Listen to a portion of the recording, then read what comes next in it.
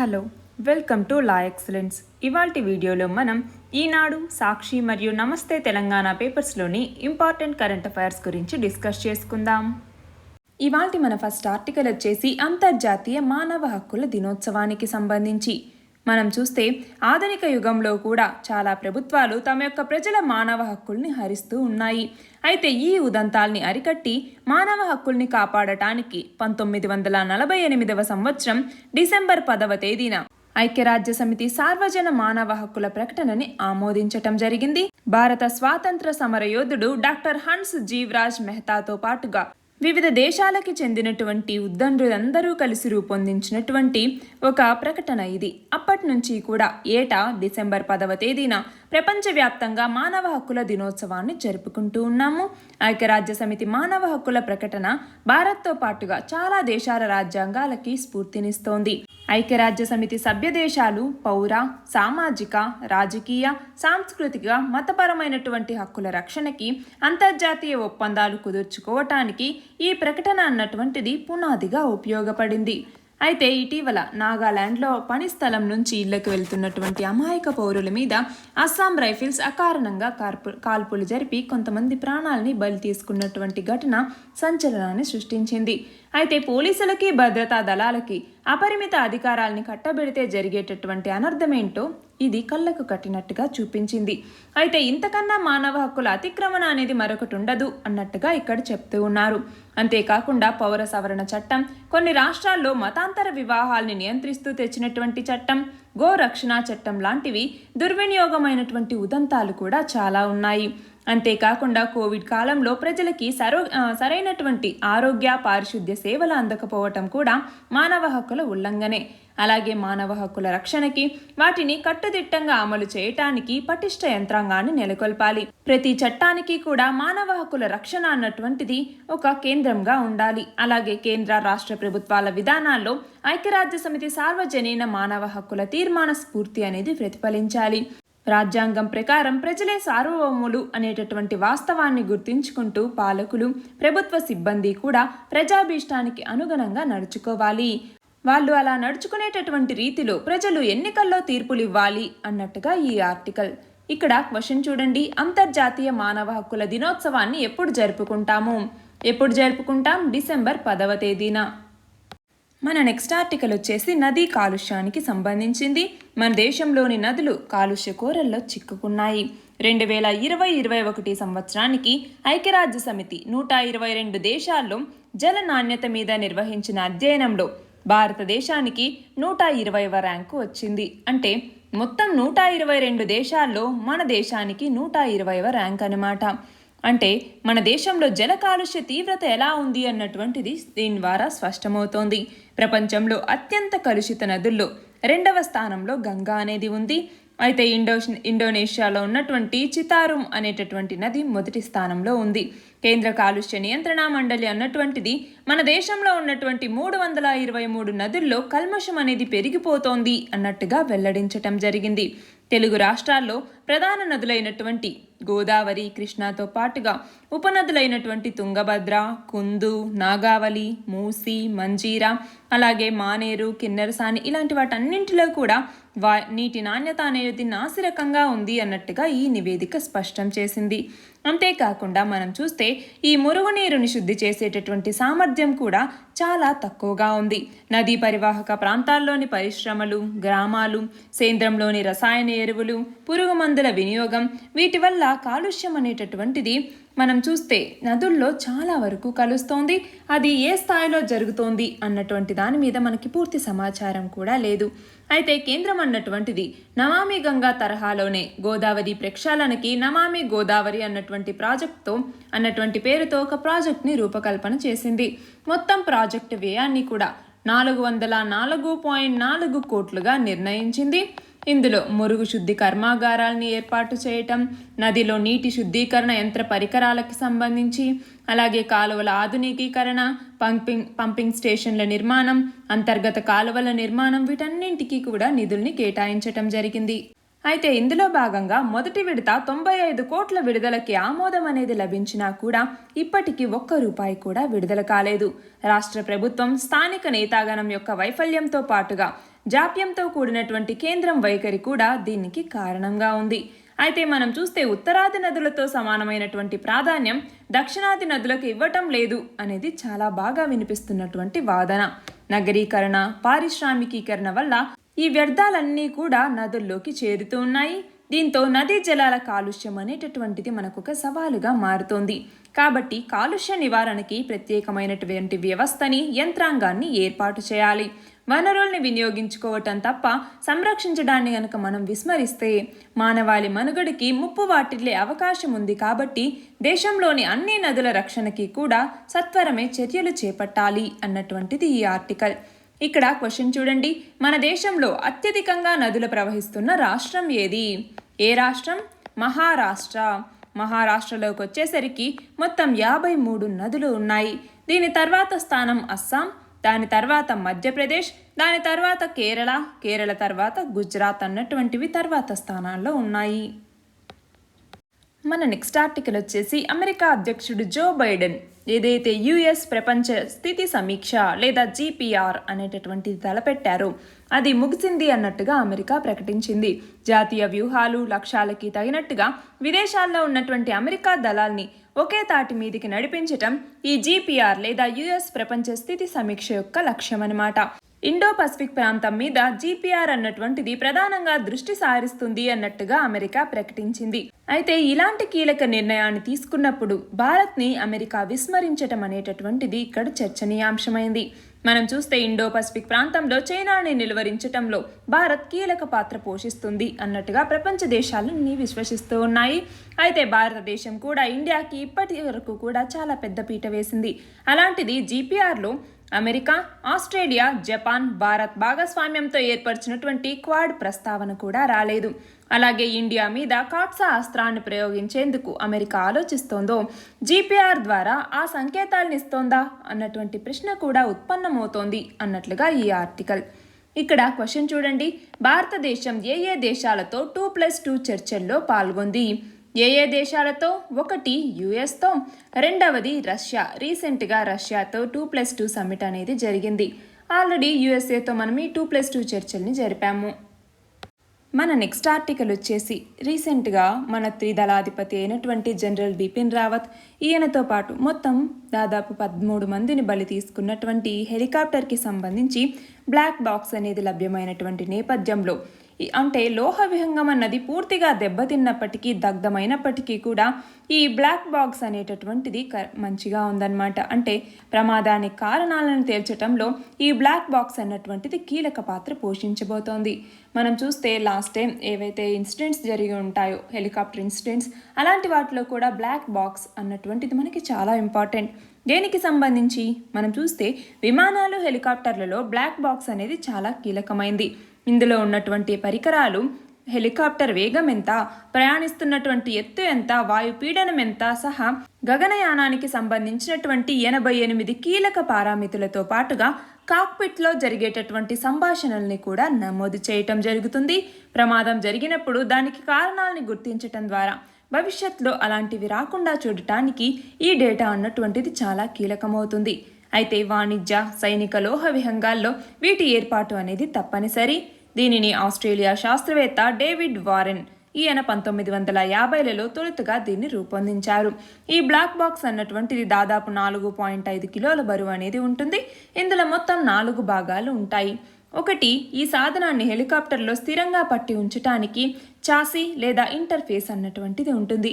2వది నీటిలో black box ఆచూకీని తెలిపేటటువంటి అండర్ వాటర్ లొకేటర్ బీకాన్ అనేది ఉంటుంది.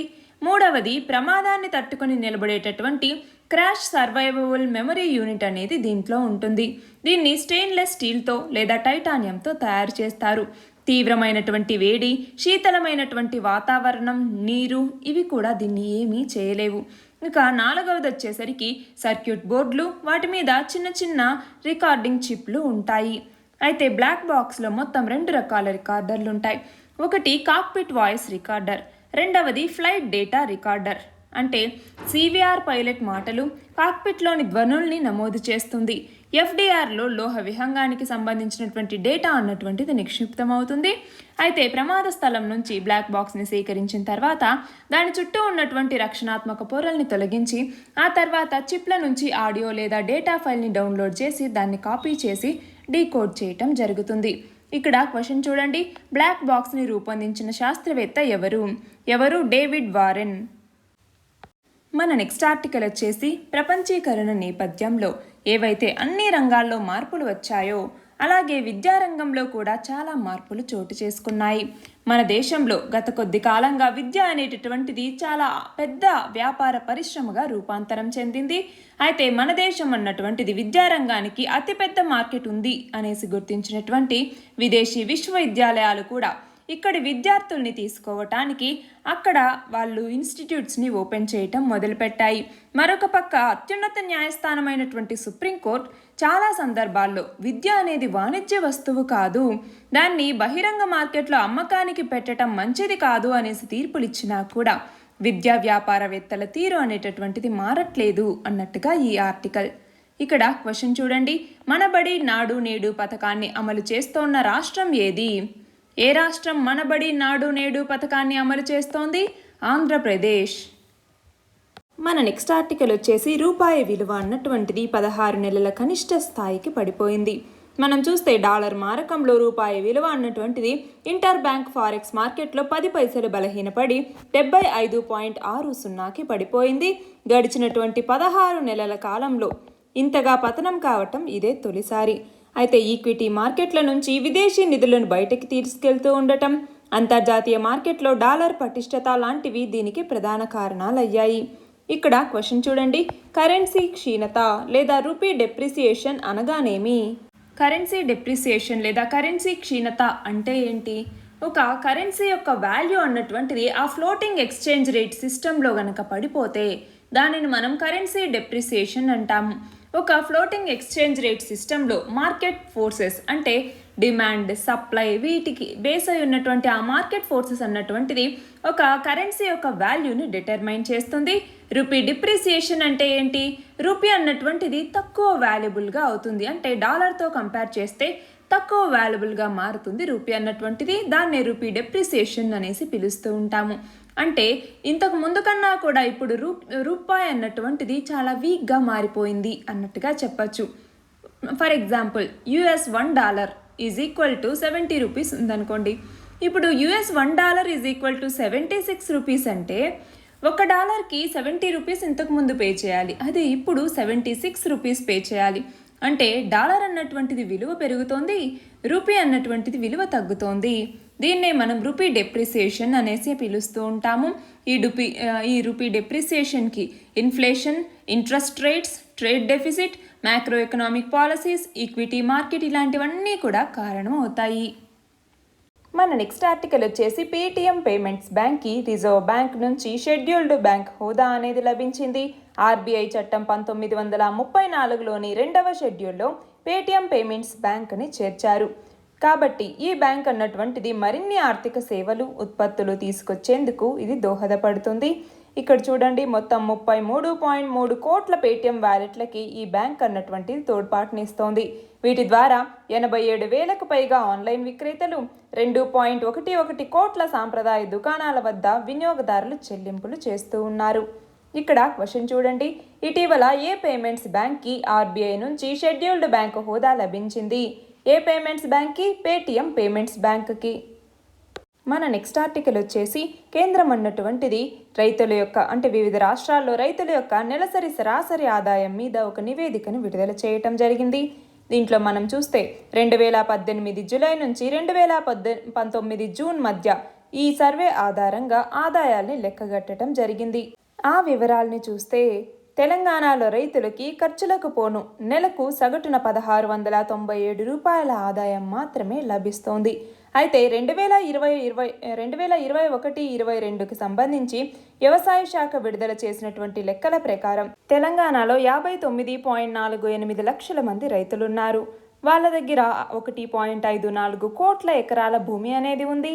అయితే కనీసం ఎకరం బావు నుంచి 2.5 ఎకరాల వరకు భూమి కలిగినటువంటి సన్నకారు రైతులు దాదాపు 38.40 లక్షల మంది ఉన్నారు. అంటే మొత్తం రైతుల్లో వీళ్ళే దాదాపు 65% మంది ఉన్నారన్నట్టు. ఇక 2.5 ఎకరాల నుంచి 5 ఎకరాల వరకు భూమి కలిగినటువంటి చిన్నకారు రైతులు 14 లక్షల మంది ఉంటారు. అంటే 23% వీళ్ళే ఉన్నారు. ఇక 5 ఎకరాల నుంచి 10 ఎకరాలు ఉన్నటువంటి రైతులు 5.64 లక్షల మంది.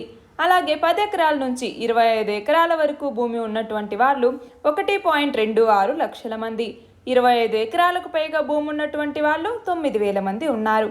అంటే ఎకరం బావు నుంచి 5 ఎకరాల వరకు భూమి కలిగి ఉన్నటువంటి సన్న చిన్నకారు రైతులే 88% మంది ఉన్నారు అన్నట్టుగా తెలంగాణ రాష్ట్ర వ్యవసాయ శాఖ లెక్కలు అనేవి చెప్తూ ఉన్నాయి.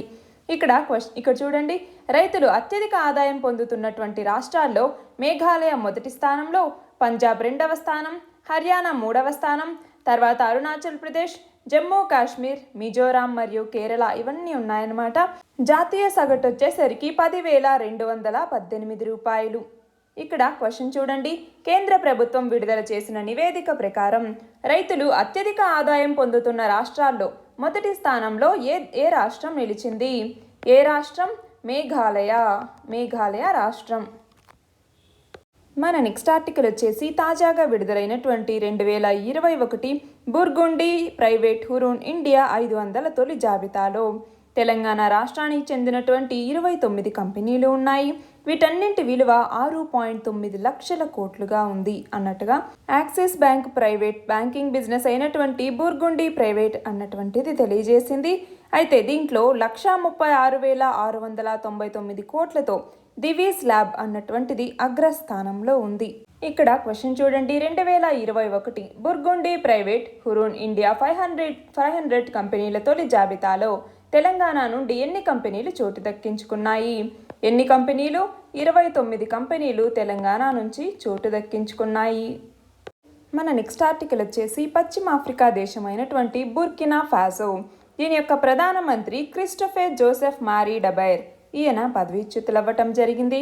ఈయనని ఆ దేశ అధ్యక్షుడైనటువంటి రోచ్ మార్క్. ఈయన ఆ దేశంలో ఆల్ ఖైదా, ఇస్లామిక్ స్టేట్ ఉగ్రవాదుల యొక్క దాడుల్ని అడ్డుకోవటంలో విఫలమవుతున్నందుకు గాను ప్రధాన పదవి నుంచి ఈయన్ని తొలగించటం జరిగింది. 2019లో ఈయన ప్రధాని పీఠం ఎక్కారు.